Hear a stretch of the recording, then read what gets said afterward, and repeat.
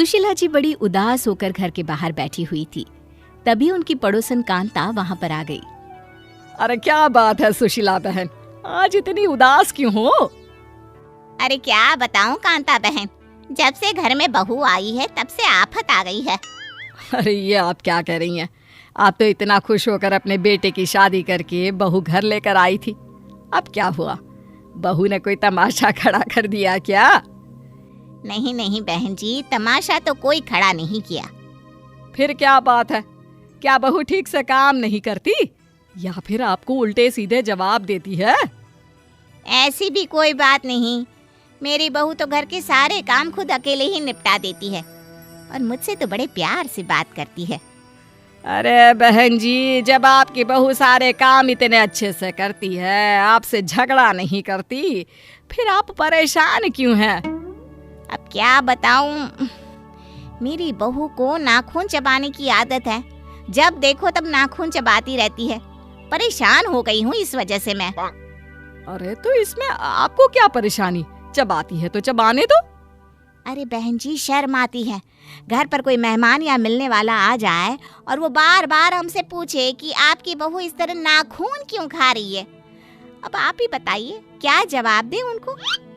अरे तो फिर आप अपनी बहू को समझाने की कोशिश कीजिए कि इस तरह की हरकत ना किया करे।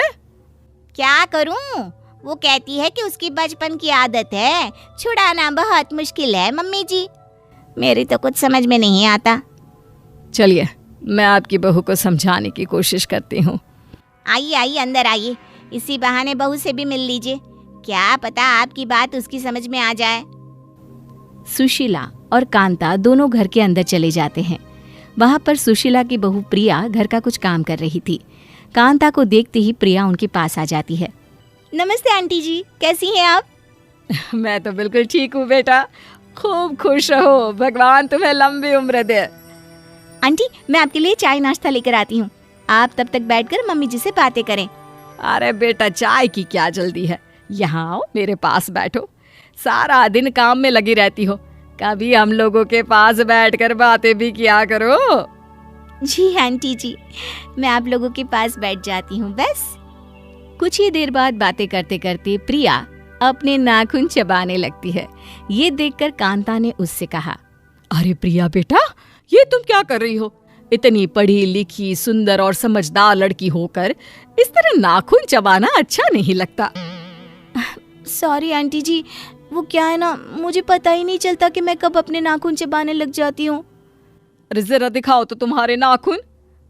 ये देखिए। देखा आपने, प्रिया ने अपने नाखून चबा चबा कर पूरी तरह गायब कर दिए हैं। अब कौन समझाए इसे? अरे कोई बात नहीं, लेकिन बेटा तुम्हें इस तरह नाखून नहीं खाने चाहिए। देखो, अगर तुम इस तरह की कोई भी हरकत करोगी ना, तो कोई तुम्हारी अच्छाइयों को नहीं देखेगा, सब तुम्हारा मजाक बनाएंगे। आपकी बात सही है आंटी, लेकिन मैं क्या करूं? मेरा अपनी इस आदत पर बिल्कुल कंट्रोल नहीं है।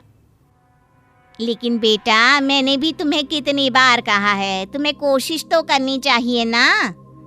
अच्छा, कोई बात नहीं प्रिया, कल मेरे घर पर छोटी सी पूजा है, मोहल्ले की कुछ औरतें भी वहां पर आएंगी। मैं चाहती हूँ तुम भी हमारे घर आओ। जी बिल्कुल, मैं मम्मी जी के साथ आपके घर जरूर आऊंगी। अगले दिन सुशीला जी अपनी बहू प्रिया के साथ कांता के घर पूजा करने के लिए जाती है।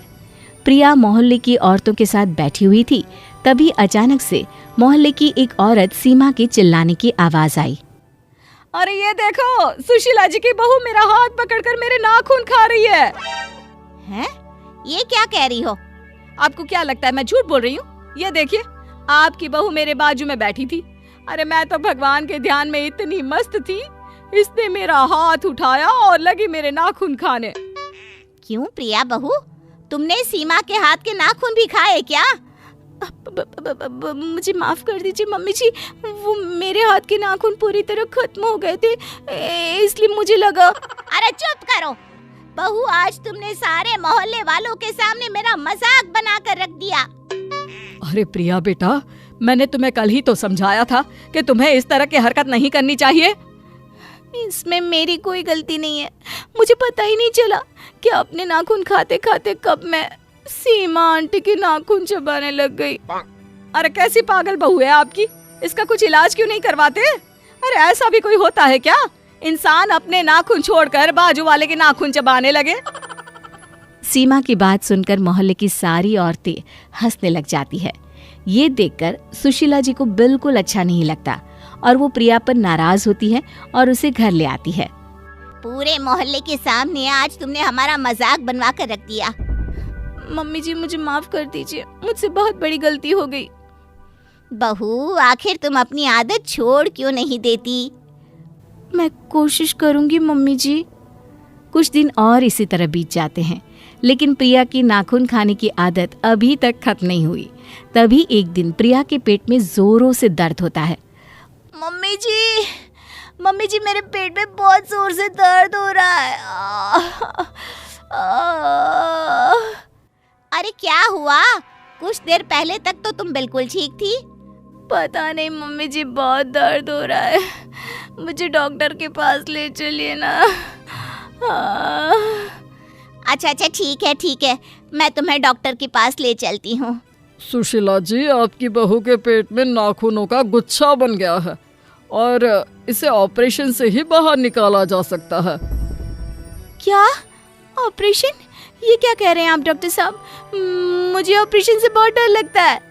अब डरने से क्या होगा प्रिया जी, आप जिस स्पीड से नाखून खाती हैं उससे ये सब तो होना ही था। हे भगवान, ये क्या हो गया?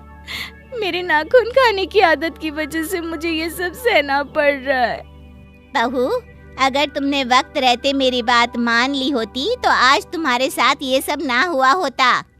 2 दिन बाद आप मेरे हॉस्पिटल वापस आ जाना, मैं आपके पेट का ऑपरेशन करके सारा गुच्छा बाहर निकाल दूंगा। डॉक्टर साहब, क्या इसका और कोई इलाज नहीं है? नहीं, और कोई इलाज नहीं है। और हाँ, अगर एक बार ऑपरेशन होने के बाद आपने फिर से नाखून खाना शुरू किया तो अगली बार ऑपरेशन करना भी मुश्किल होगा। फिर तो सीधा भगवान जी ही इसका इलाज करेंगे। नहीं डॉक्टर साहब, मुझे इतनी जल्दी भगवान के पास नहीं जाना। 2 दिन के बाद सुशीला जी अपनी बहू प्रिया को डॉक्टर के पास लेकर जाती है। प्रिया को हॉस्पिटल में एडमिट करने के बाद उसे ऑपरेशन थिएटर में ले जाया जाता है। 1 घंटे के बाद जब प्रिया होश में आती है। मम्मी जी, मेरा ऑपरेशन ठीक से तो हो गया ना? मुझे कुछ होगा तो नहीं ना? क्यों, तुम्हें अच्छा नहीं लग रहा क्या? नहीं मम्मी जी, ऐसी कोई बात नहीं है, लेकिन मुझे पता है डॉक्टर ने मेरा पेट काट कर नाखून का गुच्छा बाहर निकाला होगा और अब मुझे कई दिनों तक एक बिस्तर पर पड़े रहना होगा। प्रिया की बात सुनकर डॉक्टर और सुशीला दोनों जोर जोर से हंसने लगते हैं। ये देखकर प्रिया हैरान रह जाती है और पूछती है, अरे ये क्या बात हुई? मेरा ऑपरेशन हुआ है और आप लोगों को हंसी आ रही है। नहीं प्रिया जी, आपका कोई ऑपरेशन नहीं हुआ है। हाँ, तो फिर मैं बेहोश क्यों थी और मुझे हॉस्पिटल में एडमिट क्यों किया गया? तुम्हें डराने के लिए, और किस लिए? इतनी बार तुम्हें समझाया कि तुम्हें नाखून नहीं खाने चाहिए, लेकिन तुम्हें समझ में ही नहीं आता था। मुझे लगा कि यही एक सही तरीका है। लेकिन उस दिन पे तो डॉक्टर साहब ने कहा था कि मेरे पेट में दर्द नाखूनों की गुच्छी की वजह से है। वो मैंने आपसे इसलिए कहा था क्योंकि आपकी सासू माँ ने मुझे ऐसा करने के लिए कहा। अगर मैं और आपकी सासू माँ आपको डराते नहीं तो आपकी नाखून खाने की आदत कभी नहीं जाती। तो क्या मैं बिल्कुल ठीक हूँ? मेरा पेट कटा नहीं है? जी नहीं, बिल्कुल भी नहीं, आप एकदम ठीक है। बस थोड़ी देर के लिए आपको बेहोशी का इंजेक्शन दे दिया गया था। और वो भी तुम्हें डराने के लिए बहू। लेकिन ध्यान रखना, अगर आगे से नाखून खाए तो सचमुच तुम्हारा ऑपरेशन करवा दूंगी।